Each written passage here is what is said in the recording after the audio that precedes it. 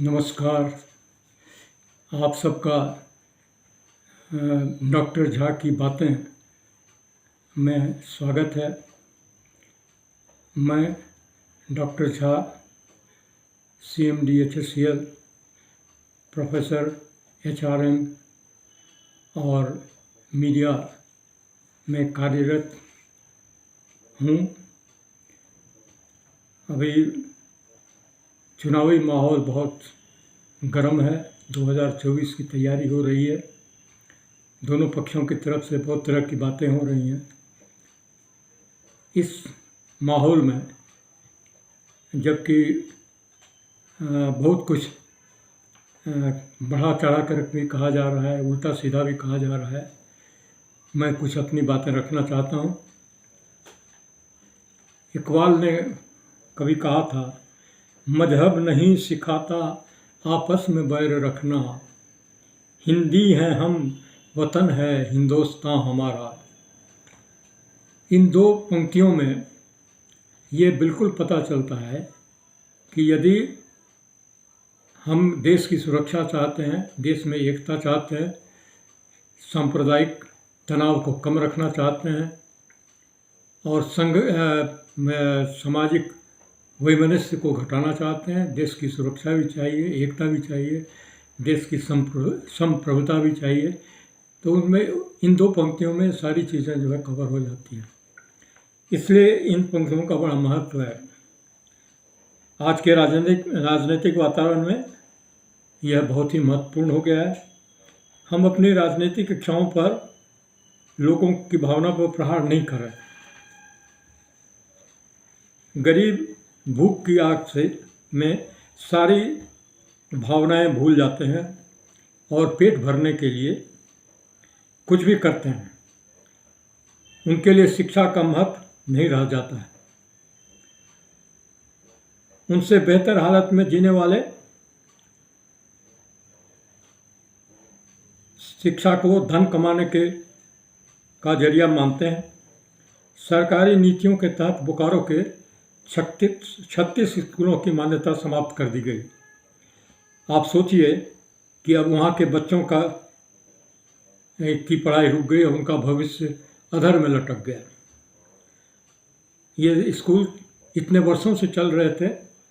नए शिक्षा कानून के तहत कुछ कमियां थी जिसमें इसकी मान्यताएं ख़त्म कर दी गई और इसलिए ये बच्चे जो है अपनी पढ़ाई में सफ़र करेंगे।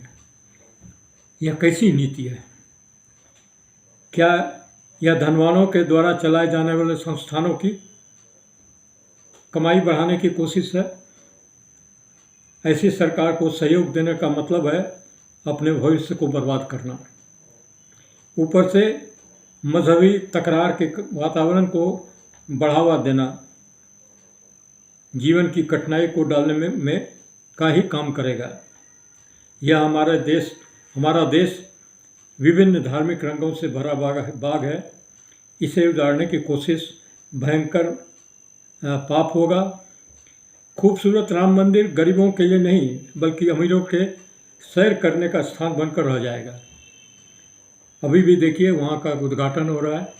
उसमें कहा गया है कि वही लोग वहाँ आएंगे और आएँ जिनको निमंत्रण दिया गया है, वही विशिष्ट अतिथि वहाँ जा सकते हैं और आपका नंबर आएगा। जब सब खत्म हो जाएगा फिर आप एक साधारण यात्री की तरह वहाँ मंदिर जाएंगे, राम लला का दर्शन करेंगे, पूजा पाठ करेंगे, जो भी करते हैं। तो इस तरह से पहले ही दिन से इस तरह का भेदभाव पैदा करना, ये कहाँ की सभ्यता है? ऐसा क्यों किया जाए? क्यों हम एक समाज के एक वर्ग को हमेशा उपेक्षित रखना चाहते हैं और अपने आप को दिखाने के लिए, अपने आप को ऊपर दिखाने के लिए इस तरह का कार्यक्रम बनाते हैं? इसलिए आप देश को बचाने का सोचिए, देश को उजाड़ने का मत सोचिए और जो लोग देश को बर्बाद करने उजाड़ने में लगे हैं उनका सहयोग मत करिए। नहीं तो आने वाला कल और आने वाली पीढ़ी हमको ही दोष देगी कि हमने इसके बारे में कभी कुछ बताया नहीं, और गरीब त्रसित रह जाएंगे, इच्छाएं अधूरी रह जाएंगी और जीवन कठिन होता जाएगा। इन्हीं शब्दों के साथ आप सबका आभार, और हमारा कहना है कि आप लोग इस पर विचार करिए और उसी के अनुसार जो है आने वाले चुनाव में अपना योगदान दीजिए। जय हिंद। यदि आपको यह वीडियो पसंद आया तो आप इसको लाइक कीजिए और शेयर कीजिए। धन्यवाद।